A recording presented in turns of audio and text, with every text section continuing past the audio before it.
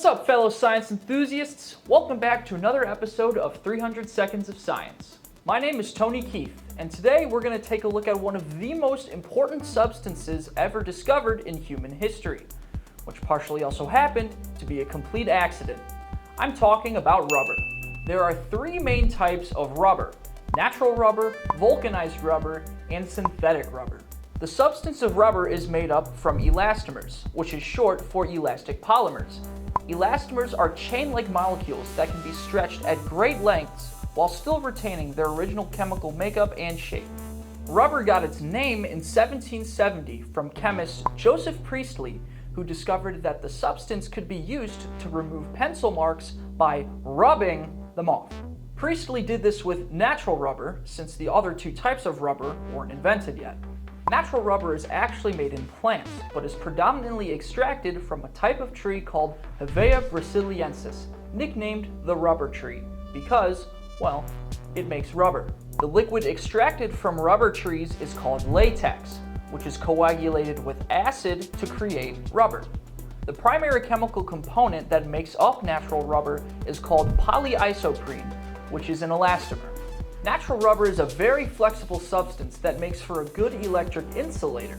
It's also very resistant to most corrosive substances. One of the earliest uses of natural rubber came in the form of a latex coating that was used to make items of clothing waterproof. Modern-day uses of natural rubber include clothing, mattresses, and of course, tires. Natural rubber did have one weakness, however: temperature. Natural rubber would become quite sticky in warmer weather, and it would harden and crack in the colder weather, which hindered its elasticity. Enter American chemist Charles Goodyear. Goodyear was a rubber fanatic. He was obsessed with finding the solution to rubber's temperature problems, and he used many different methods to try and achieve this, but they all failed. It was on one day in 1839, where Goodyear tried to sell his rubber products to locals in Massachusetts, that he would find his solution. Goodyear was fed up with the locals' mockery of his products, and in his meltdown, he accidentally threw some rubber onto a stove. When he went and tried to scrape it off, the rubber actually became very tough. Using this mishap and 5 more years of experimenting, Goodyear perfected this process of toughening rubber and dubbed it vulcanization. In this process, the rubber was heated to a temperature of around 140 to 160 degrees Celsius, and sulfur was used as an agent that added more bonds to the elastomers. Most products with natural rubber at the time began to implement the process of vulcanization. Products with tougher properties, such as hoses, shoe soles, bowling balls, and hockey pucks, are all made using vulcanized rubber.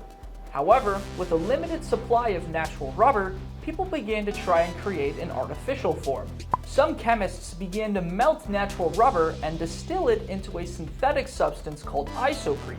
But this, of course, required natural rubber, so it wasn't completely synthetic. William A. Tilden created the first form of synthetic rubber by cracking turpentine, which is a liquid obtained from tree resin. This process created the same isoprene substance. Since then, many different types of synthetic rubbers have been created. Synthetic rubber is also used to make tires, as well as engine bearings, conveyor belts, and many industrial goods. Rubber also does have some important local ties, with the Goodyear Tire and Rubber Company being founded right here in Akron. Overall, no matter what form it takes, rubber is one of the most important substances ever discovered. That's going to do it for this episode of 300 Seconds of Science. Let us know if you learned anything new about rubber in the comments below. And don't forget to like us on Facebook, follow us on Instagram and Twitter, and subscribe to our YouTube channel. Plus, if you want to explore more of Stan Hewitt, be sure to check out Class Canceled's awesome video using the link in our description. Thank you for watching, and we'll see you next time on 300 Seconds of Science.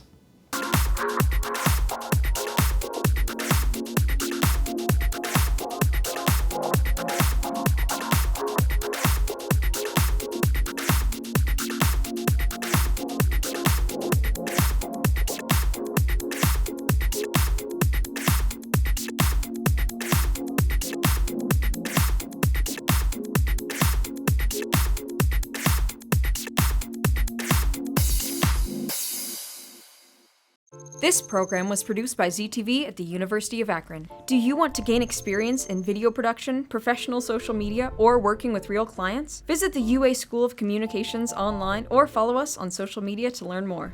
ZTV, make media, make a difference.